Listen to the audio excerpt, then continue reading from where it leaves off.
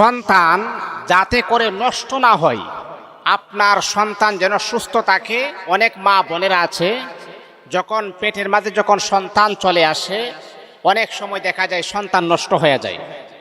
এটা যে কি পরিমাণ কষ্ট আর কি পরিমাণ যন্ত্রণা।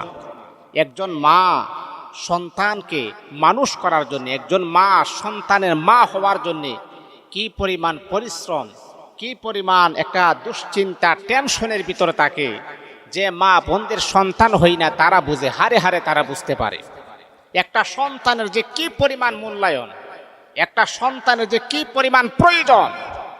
অনেক সময় দেখা যায় কনসেপ্ট হওয়ার পরেও সন্তান নষ্ট হয়ে যায়। এটা যে কত বড় কষ্টের একটা বিষয়, একজন মা ছাড়া কেউ বুঝতে পারবে না। এই জন্যে আমি আপনাদেরকে সাজেস্ট করব, যখন সন্তান যখন পেটের মাঝে যখন চলে আসবে, তখন আপনাদেরকে আমি একটা দোয়া শিক্ষা দিই। সেই দোয়াটা আপনারা পড়বেন, সেই দোয়াটা আপনারা সাথে রাখবেন অথবা পড়বেন। আল্লাহ পাক রব্বুল আলামিন আপনার সন্তানের জিম্মাদারি আমার আল্লাহ গ্রহণ করে নেবেন ইনশাআল্লাহ। তাহলে দোয়াটা কি বড় চমৎকার একটা দোয়া।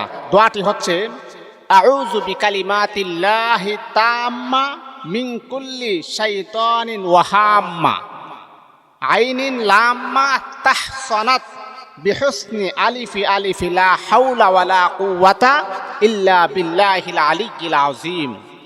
এই এতটুকু লেখে আপনি আপনার সাথে রাখবেন। মা বোনদেরকে আমি বলবো, এটা আপনার যেমন করে আপনার শরীরের জন্য সেফটি হবে, ঠিক তদ্রূপভাবে আল্লাহ পাক আপনার বাচ্চাকেও বিভিন্ন প্রকারের খারাপি থেকে আমার আল্লাহ আপনার বাচ্চাকে হেফাজত করবেন। অনেক সময় আছে পেটের ভিতরে, পেটের মাঝে যখন বাচ্চা থাকে, আপনি যখন বের হয়েছেন আলগা বাতাস লেগে বাচ্চাটা নষ্ট হয়ে যায়। ঘর থেকে বের হয়েছেন, বিভিন্ন প্রকারের মানুষের খারাপ দিক লেগেছে, বাচ্চা নষ্ট হয়ে যায়। বাচ্চা নষ্ট হওয়াটা যে কি পরিমাণ কষ্টের বিষয়। অনেক মা বোনেরা আমার কাছে অভিযোগ দেয়, কান্নাকাটি করে, হুজুর আজকে 12 বছর হয়ে গেছে, বিবাহ হয়েছে, একটা বাচ্চাও আমার হয় না, হুজুর আপনি একটা দোয়া করেন যাতে করে আমি একটা বাচ্চার মা হতে পারি। এই জন্য আমি আপনাদেরকে বলবো, এই দোয়াটা লেখে সাথে রাখবেন ইনশাআল্লাহ। বিভিন্ন প্রকারের বালা মুসিবত থেকে আপনাকেও আপনার বাচ্চাকে আমার আল্লাহ হেফাজত